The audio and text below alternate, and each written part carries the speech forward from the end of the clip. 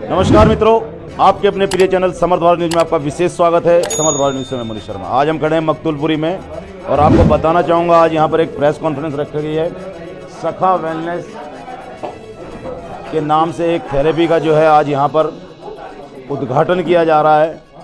और आइए जानकारी ले लेते हैं क्या ये थेरेपी है और इस थेरेपी के द्वारा किन किन असाध्य रोगों का इलाज किया जाएगा।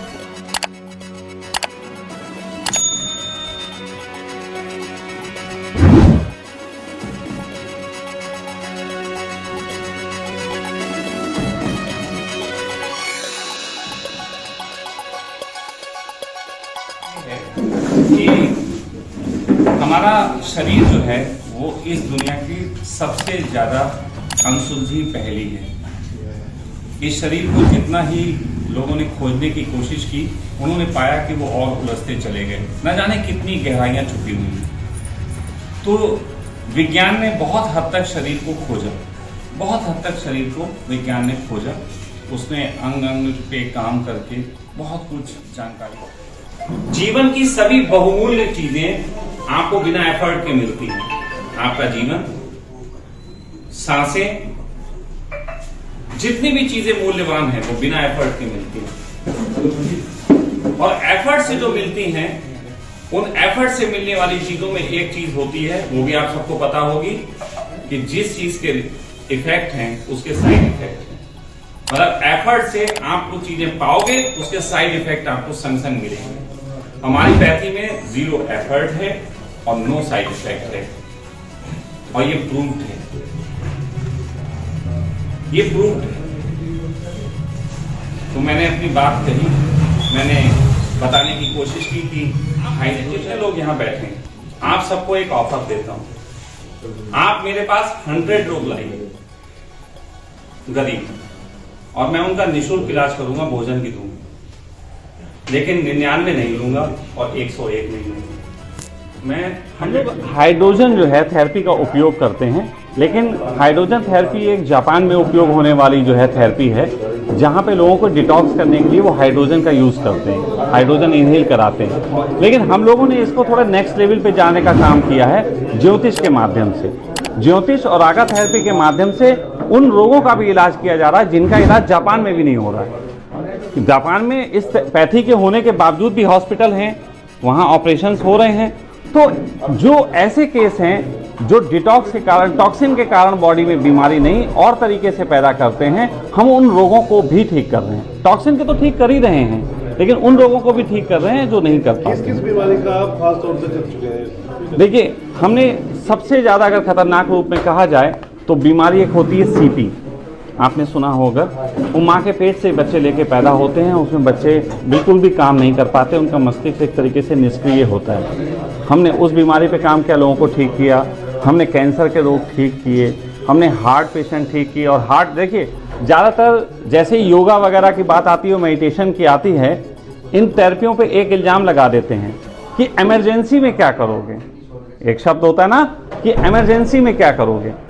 इमरजेंसी सबसे बड़ी हार्ट अटैक की इमरजेंसी होती है। जब हार्ट अटैक पड़ता है तो आप कुछ नहीं कर सकते, लेकिन हमारी पैथी ने ये प्रूव किया है कि हार्ट अटैक की स्थिति में भी हम उसको ठीक कर सकते हैं। हमारी पैथी ने यह भी ठीक किया है कि किसी के पेट में बहुत ज़बरदस्त जो है इंजरी हुई और ब्लड बहुत ज़्यादा जो है वो निकल रहा है, और उसको भी हमने देखे ठीक किया। तो हम कह सकते हैं कि हम उस स्थिति में भी काम करते हैं जिसको सीवियर केस कहा जाता है या इमरजेंसी कहा जाता है। क्या कोई थेरेपी है या कोई मेडिसिन है जिससे ठीक करते हैं? कोई मेडिसिन नहीं है। देखिए, दुनिया में जितने भी डॉक्टर मेडिसिन दे रहे हैं, वो सारी मेडिसिन मैक्सिमम एक चीज़ पे काम करती हैं, बॉडी डिटॉक्स के लिए। और हम लोग काम करते हैं उसी चीज़ की जगह हाइड्रोजन का, हाइड्रोजन हील करने का। तो हाइड्रोजन हम लोगों को हील करवाते हैं, उसके बाद ज्योतिष और रागा के माध्यम से कुछ ऐसा करते हैं जिससे आदमी की जो भी बीमारी होती है वो ठीक करते हैं। तो आज आप रुड़की पहुंचे, क्या कहना चाहिए? देखिए, हम रुड़की इसलिए पहुंचे हैं कि रुड़की में यहाँ प्रवीण जी जो थे वो हमारे पास एक बार पेशेंट के रूप में आए थे अपना इलाज कराने, और फिर उनको ऐसा लगा कि रुड़की वासियों के लिए हम कुछ कर सकें। यहाँ पे एक वो सेंटर डालना चाहते थे, उन्होंने परमिशन ली, और मुझे लगा कि वो एक पात्र हैं क्योंकि उन्होंने इस थेरेपी को फील भी किया है अपने जीवन को अच्छा करके, और कहीं ना कहीं वो दूसरों का भला भी सोचते हैं। मैंने उनके पुराने वीडियो भी देखे हैं जिसमें वो लोगों को जब उसके प्रदूषण के संबंध में अवेयरनेस प्रोग्रामिंग वगैरह पे काम कर रहे थे, कि जब वो हुआ था कोरोना का, तो उनके मैंने देखे, तो मुझे लगा वो एक अच्छे इंसान है, कर सकते हैं, तो मैंने उनको अनुमति दी और यहाँ पे आज मैं उपस्थित हूँ। कितनी रहेगी यहाँ पर आने वाली? देखिए, फीस के संबंध में इतना ही कह सकता हूँ कि चंडीगढ़ में जो हमने फीस रखी है वहाँ पे 11,000 रुपये पर व्यक्ति का खर्चा होता है, क्योंकि वहाँ रहने का खर्चा बहुत आ जाता है। रहने और खाने के खर्चा कीमती है, लेकिन ये छोटा शहर है, यहाँ इतना नहीं है।